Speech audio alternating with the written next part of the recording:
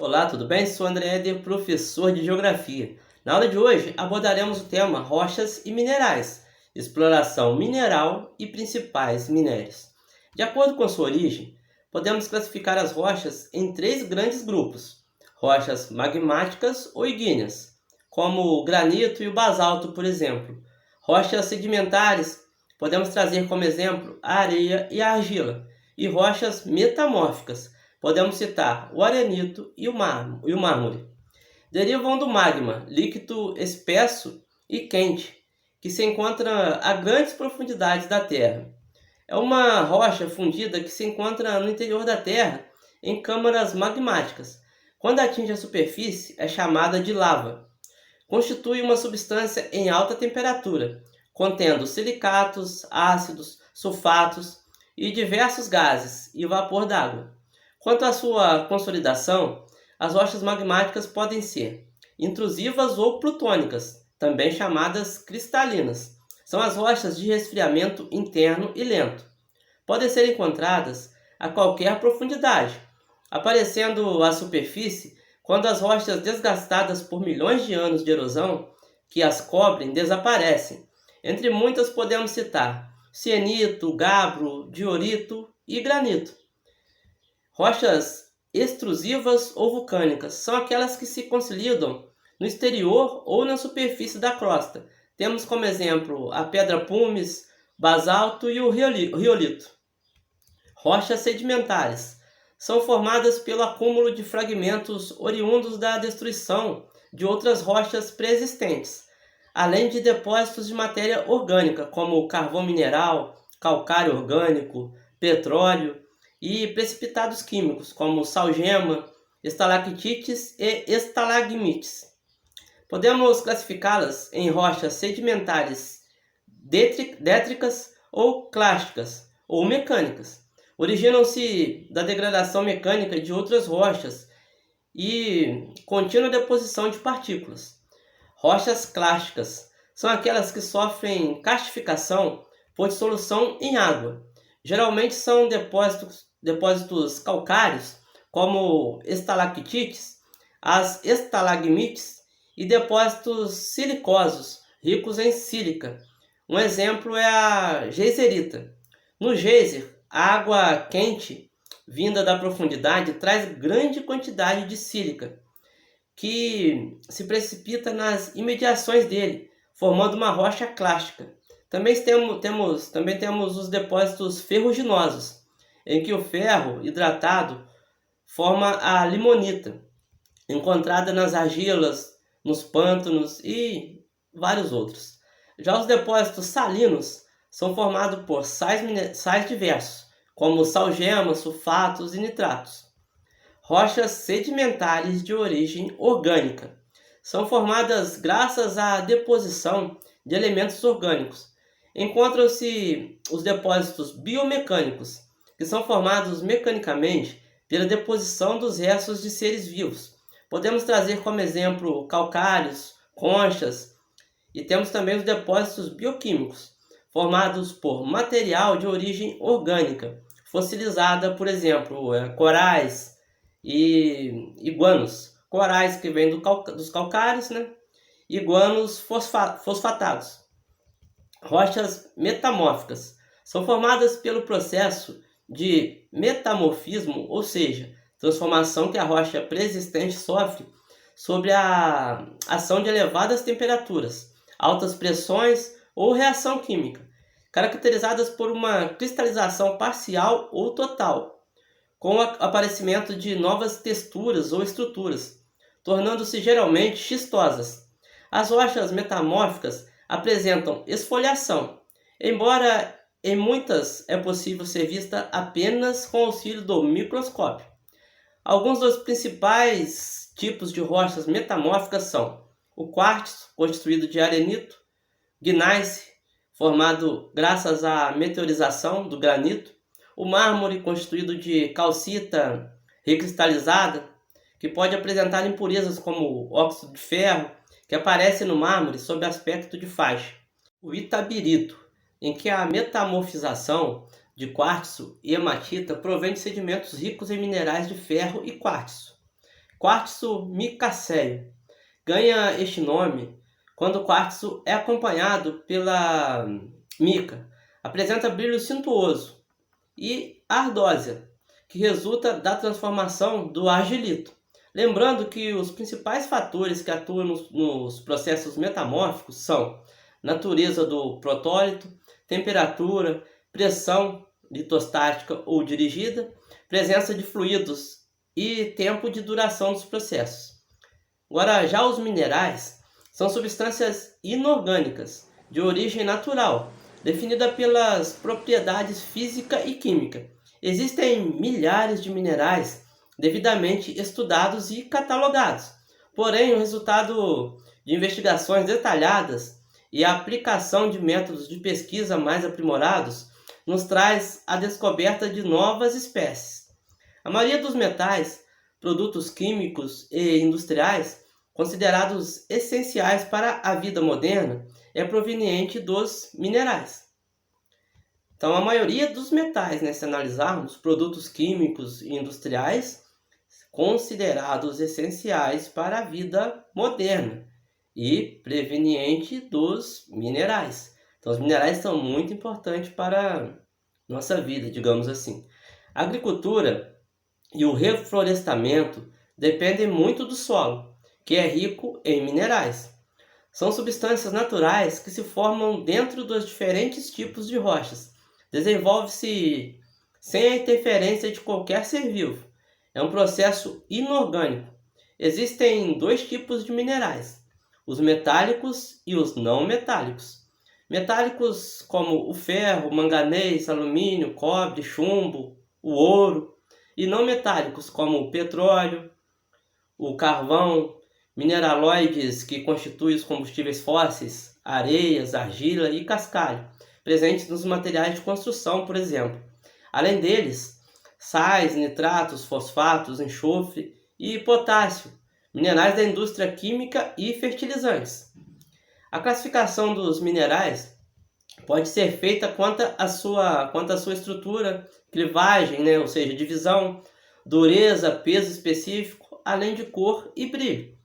Minério é um mineral ou uma rocha que contém um metal ou mineral explorável em condições econômicas. É a fonte de onde se extrai os metais ou outras substâncias minerais metálicas e não metálicas. Há minerais que são também minérios, como a hematita, formada por óxido de ferro. Nem sempre há um minério de metal contido em um mineral metálico. Um exemplo é a pirita, que é um mineral de ferro, mas dela não se extrai normalmente o ferro, pela presença nociva do enxofre, não sendo assim normalmente um minério de ferro. Outros exemplos é a galena, que se extrai o chumbo, a cúptita, o cobre, a bauxita, o alumínio, a cassiterita, o estanho, e a pirolusita, o manganês.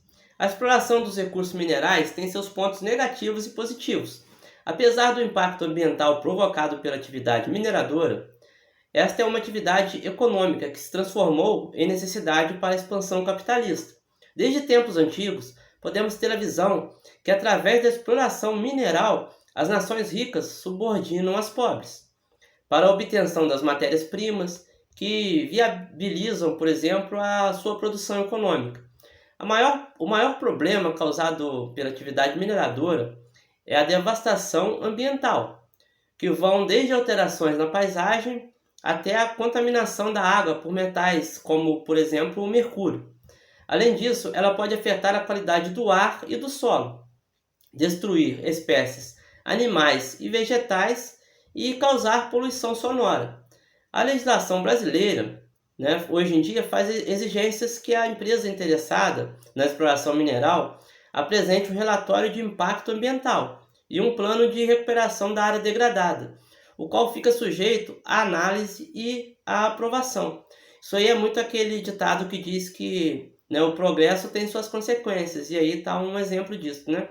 O subsolo brasileiro possui mais de 100 tipos de minérios divididos entre metálicos e não metálicos. O volume de exportação atinge milhões de toneladas. A ocorrência do minério de ferro no Brasil foi revelada no fim do século XVIII e o seu aproveitamento teve início na segunda década do século XIX, em Minas Gerais. As grandes jazidas do Brasil encontram-se em Minas Gerais, o famoso quadrilátero ferrífero, no Pará, a Serra dos Carajás, e no Mato Grosso do Sul, o Morro do Urucum. São os três principais, mas existem vários outros. Em Minas Gerais, os principais depósitos de minério de ferro estão concentrados numa área de aproximadamente 8.000 km². Encontram-se as cidades de Belo Horizonte, Congonhas do Campo, Mariana, Santa Bárbara, que constitui o chamado quadrilátero ferroso ou central. Esta é a principal área produtora de minério do país. Atende tanto o mercado interno quanto o externo. Duas áreas se destacam na produção e escoamento do minério: as jazidas do Vale do Rio Doce e as jazidas do Vale do Rio Paraopeba. A produção destas jazidas é escoada pela Estrada de Ferro Vitória Minas. O escoamento da produção das jazidas do Vale do Rio Doce seguem de Minas até o Porto de Tubarão, no Espírito Santo. As principais empresas que atuam nesta área são a Usiminas, a Cesita, Belgo Mineira e a Vale. Já o escoamento das jazidas do Vale do Rio Paraopeba fazem o mesmo trajeto até Porto de Tubarão, mas tem um segundo trajeto, pela antiga Estrada de Ferro Central do Brasil, até o Rio de Janeiro. Entre as empresas que atuam nesta área, as principais são a CSN, Companhia Siderúrgica Nacional, a Cosipa e a Antunes e Rana. Em Minas Gerais atuam ainda a MBR, a Itaminas, a Feterco, a Samitre e a Samarco. A maior empresa produtora de minério do Brasil é a Companhia Vale, que em 1997 foi parcialmente privatizada em um leilão. Seguindo, temos o Morro do Urucum, situado no sul do estado do Mato Grosso do Sul, no município de Corumbá. Possui reservas de minério de ferro, mas estas reservas apresentam algumas desvantagens, entre elas grandes distâncias dos principais mercados, mercados de consumo e pequena produção. Temos também a Serra dos Carajás, situada no município de Marabá, na bacia do rio Itacaiunas, a 550 quilômetros de Belém. Constitui uma das maiores jazidas de ferros do mundo. Descoberta em 1967 pela Companhia Meridional de Mineração. Veja só a importância, Constitui uma das maiores jazidas de ferro do mundo. O escoamento do minério é feito pela ferrovia Estrada de Ferro Carajás, até o porto de Itaqui, no Maranhão. Considerando-se as reservas em termos de ferro contido no minério, o Brasil assume lugar de destaque no cenário internacional. Este fato ocorre devido ao alto teor encontrado nos minérios, por exemplo, hematita, 60% de ferro, predominantemente no Pará, e itabirito, 50% de ferro, predominantemente em Minas Gerais. O Brasil é o segundo maior produtor de minério de ferro do mundo, sendo que a China ocupa a primeira posição. O mercado consumidor de minério é formado principalmente pelas indústrias siderúrgicas e também pelas de beneficiamento, fundição e outros usos. Falaremos agora de alguns dos principais minérios, iniciando pelo manganês, pirolusita, metal encontrado na crosta terrestre em formas combinadas, óxidos, silicatos, carbonatos e outros. O principal minério é a pirolusita, aplicado principalmente na produção do aço, que é utilizado 1,5% de manganês em relação ao minério de ferro. Encontra-se na África do Sul, na Ucrânia, na China e no Brasil. O Brasil é o segundo maior produtor de manganês, a África do Sul é o maior. O alumínio, ou bauxita. A produção passa pelas seguintes etapas: extração da bauxita, transformação em alumina e posteriormente em alumínio primário. Este processo utiliza grandes quantidades de energia elétrica, o que obriga a construção simultânea de usinas, preferencialmente hidrelétricas. O alumínio primário é processado e armazenado em lingotes ou tarugos, e depois transformado em produtos manufaturados, Para quem não sabe, lingotes e tarugos são duas formas metálicas comumente usadas que têm tamanhos, formas e aplicações diferentes. Lingotes são maiores e comumente usados na produção de chapas metálicas, fios, tubos e componentes grandes para máquinas. Tarugos são menores e comumente usados na produção de engrenagens e eixos. O estanho ou cassiterita, os estados brasileiros que lideram a produção deste minério são o Amazonas, responsável por 60%, e Rondônia com 40%. A Ásia é o continente que possui as maiores reservas do mundo, sendo que a China é o país que detém as maiores reservas. O chumbo, ou galena. O mais importante minério de chumbo é a galena. O chumbo é utilizado na fabricação de baterias, cabos, isolantes, para a radiação de raio-x e várias outras funções. As maiores reservas encontram-se em Minas Gerais, no Paraná e na Bahia. O Brasil importa chumbo do Peru e do México. Os maiores produtores mundiais são Austrália, Estados Unidos, Canadá, China, Peru, México e Marrocos. Cobre, calcopirita ou cuprita, metal não ferroso, muito utilizado como liga, bronze e latão, e em condutores elétricos. O principal mineral do cobre é a calcopirita ou cuprita. O Brasil tem neste metal uma de suas principais carências, sendo um importante comprador no mercado mundial. As maiores reservas de minério de cobre no Brasil encontram-se no Pará, na Serra do Sono, que integra o Complexo dos Carajás, e também em Goiás. O maior consumidor do minério de cobre é a indústria metalúrgica, principalmente a área de construção civil e cabos e fios. Um outro recurso mineral que ocupa uma posição de destaque no setor da indústria extrativa mineral é o sal marinho, sendo utilizado na pecuária, na alimentação humana e na indústria química. Agora, um mineral que em épocas antigas teve muita importância, principalmente nas Minas Gerais, o ouro. O Brasil apresenta uma baixa produção de ouro. A maior mina de ouro do Brasil encontra-se em Paracatu, Minas Gerais.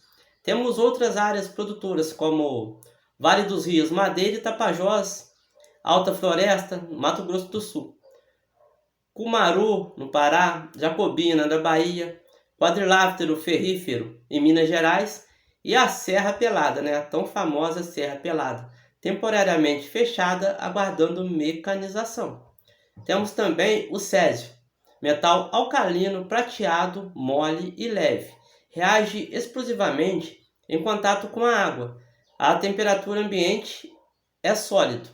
Exposto ao ar, entra em combustão espontaneamente. Fonte de obtenção é a polucita. Aplicações em válvulas de rádio, células fotoelétricas, relógios elétricos, tratamento de tumores e combustível de foguete.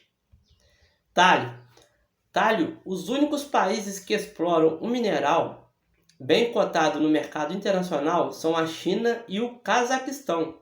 O talho é um metal muito valorizado no mercado mundial. E a terceira jazida encontrada no mundo foi descoberta aqui no Brasil, gente. Vocês sabiam disso? O jazimento foi encontrado a 858 quilômetros de Salvador, Bahia, no município de Barreiras. É do talho que se extrai o sulfato de manganês, que pode ser usado na agricultura, em solos pobres em minérios. Pode também ser usado na produção de materiais de alta tecnologia, apontado como o melhor produto para contraste em exames cardiológicos por imagens. É usado como liga na produção termoelétrica, capaz de transformar calor em eletricidade. Pode ser utilizado na produção de caldeiras industriais, peças para motores e automóveis e chips de computadores, atuando como um eficiente transmissor de energia.